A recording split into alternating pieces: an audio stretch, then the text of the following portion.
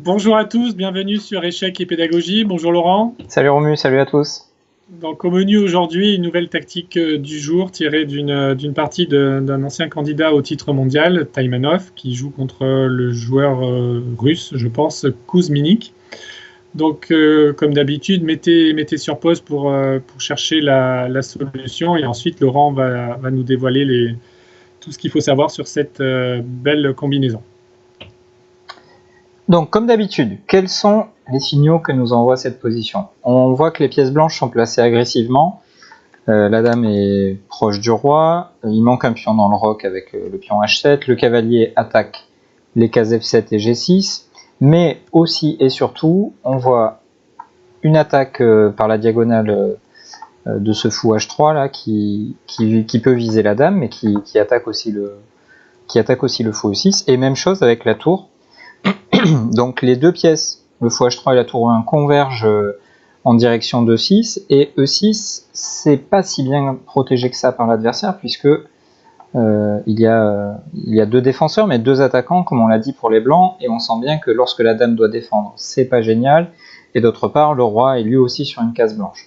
Donc il y a ces différents signaux, je l'ai dit aussi précédemment, le pion H7 manque dans le petit roc, donc tout ceci doit vous avoir fait penser au coup cavalier G6, qui permet évidemment de menacer mat, mais aussi de dévoiler l'action conjointe de la tour E1 et du fou H3 pour attaquer E6.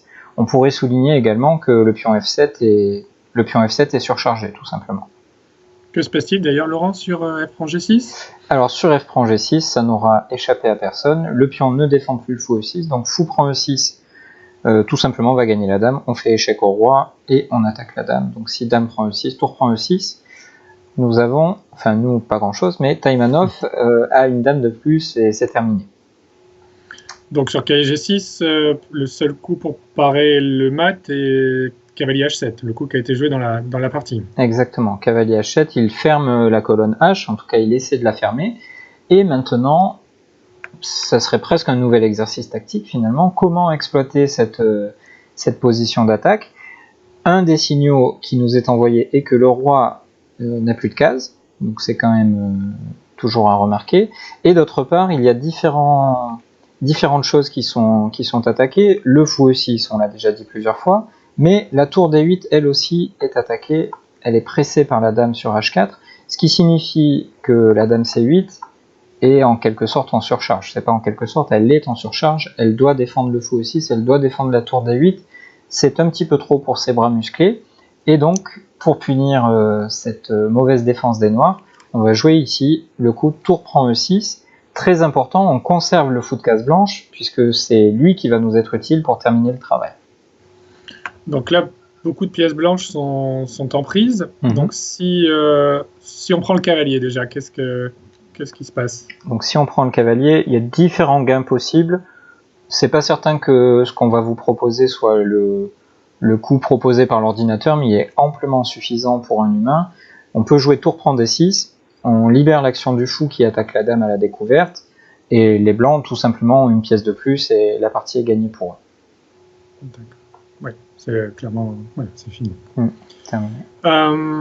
Donc la partie, il a pris la tour, mais peut-être on pourrait imaginer une autre défense, ou en tout cas une tentative de défense, si les noirs bougent la dame pour s'enlever du vis-à-vis avec le fou H3, tout en conservant l'attaque sur le cavalier G6 et la tour E6.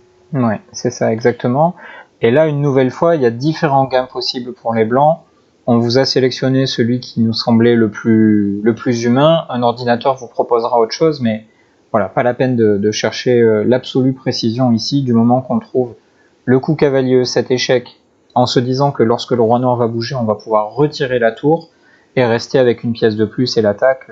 Voilà, c'est pas la peine de chercher beaucoup plus loin. On a une pièce de plus, la partie est terminée. Ouais, clairement. Donc dans la partie, Laurent, le joueur avec les noirs, Kuzminik, a pris la tour. Donc. Voilà, il a pris la tour, il a joué F prend E6, et on arrive justement à la fameuse position dans laquelle on va exploiter un joli réseau de maths et la surcharge de la dame C8, grâce au sacrifice dame prend D8. On élimine le défenseur du pion E6 en déviant la dame. Bien sûr, la dame blanche n'est pas On peut ne pas prendre la dame blanche, mais dans ces cas-là, on a beaucoup de matériel en moins, ça ne va pas.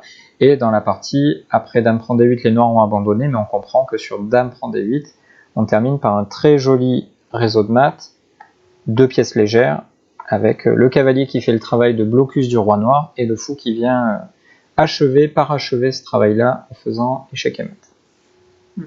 Très beau tableau de maths. Merci Laurent pour ces explications. Merci à toi. J'espère que cet exemple vous aura plu. Et n'hésitez pas à liker nos vidéos et à vous abonner pour ne rien rater des prochaines publications. On vous dit à très vite et d'ici là, travaillez bien la tactique avec échec et pédagogie.